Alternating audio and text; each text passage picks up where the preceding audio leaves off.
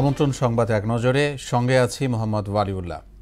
আনুষ্ঠানিকভাবে জুলাই ঘোষণাপত্র পাঠ করেছেন প্রধান উপদেষ্টা অধ্যাপক মোহাম্মদ ইউনূস। বিকেলে মানিক মিয়া এভিনিউয়ে আয়োজিত অনুষ্ঠানে জুলাই শহীদদের জাতীয় বীর ও আন্দোলনকারীদের আইনি সুরক্ষা দেওয়ার ঘোষণা দেওয়া হয়। পরবর্তী নির্বাচিত সরকারের সংস্কারকৃত সংবিধানের তফসিলে এ ঘোষণাপত্র যুক্ত থাকবে বলেও উল্লেখ করা হয়।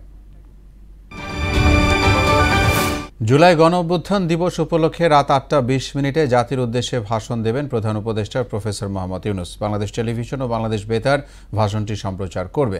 ভাষণে ডক্টর ইউনূস অন্তর্বর্তী সরকারের ১ বছরের কর্মকাণ্ড, জুলাই হত্যাযজ্ঞের বিচারের অগ্রগতি এবং সংস্কার কার্যক্রমের সারসংক্ষেপ তুলে ধরবেন বলে জানা গেছে। ৭১-এর বীর শহীদদের বাংলাদেশ ভুলেনি, ২৪-এর গণ অভ্যুত্থানের শহীদদেরও কখনো ভুলবে না মন্তব্য করেছেন বিএনপির ভারপ্রাপ্ত চেয়ারম্যান তারেক রহমান। গণ অভ্যুত্থানের বর্ষপূর্তি উপলক্ষে এক ভিডিও বার্তায় তিনি আরও বলেন, বাংলাদেশকে আর কখনো তাবেদার রাষ্ট্রে পরিণত করতে দেয়া হবে না।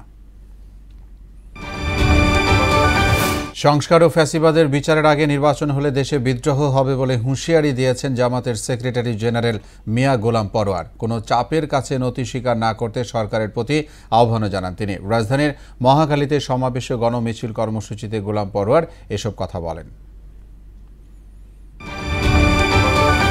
২০২৫-২৬ কর বছরের প্রথম দিনেই রেকর্ড সংখ্যক আয়কর রিটার্ন দাখিল করেছেন করদাতারা। গতকাল অনলাইনে ই রিটার্ন দাখিল কার্যক্রমের উদ্বোধনের দিনে ১০,২০২টি রিটার্ন জমা পড়েছে।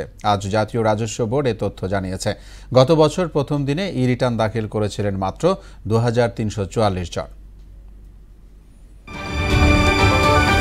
ইসরায়েলি হামলায় গাজায় গত ২৪ ঘণ্টায় প্রাণ গেছে আরও ৯৪ ফিলিস্তিনির, আহত হয়েছে ৪ শতাধিক। উপত্যকাটিতে দিন দিন বাড়ছে অনাহারে মৃত্যুর সংখ্যাও। জাতিসংঘের তথ্যমতে গাজায় ৫ বছরের কম বয়সের শিশুরা অপুষ্টিজনিত মৃত্যু ঝুঁকিতে রয়েছে। এদিকে পুরো গাজা দখলের হুমকি দিয়েছেন ইসরায়েলি প্রধানমন্ত্রী বেঞ্জামিন নেতানিয়াহু।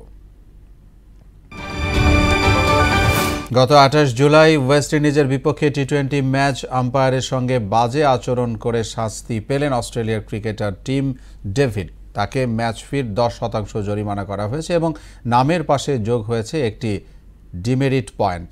এক বিবৃতিতে তথ্য জানিয়েছে আইসিসি। এ ছিল সংবাদ এক নজরে। সবশেষ খবর সবার আগে জানতে মোহনার সাথেই থাকুন।